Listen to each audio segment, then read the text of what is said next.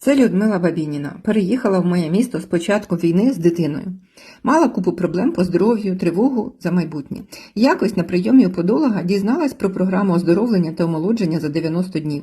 Результат був неймовірним. Діагнози були зняті, повернулася краса. Якось я запросила її на подію в Ужгород. Люда не розглядала мережевий бізнес, однак погодилася. Тоді вона ще не знала, що саме ця подія змінить її життя назавжди. Вона побачила чесні гроші, спілкування з чудовими людьми, веселі пригоди.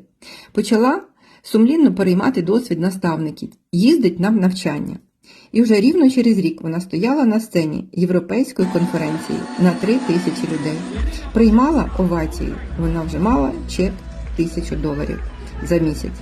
Зараз це топ-лідер компанії, має свою команду, партнери в 12 країнах світу. Вона їх веде за собою до життя мрії.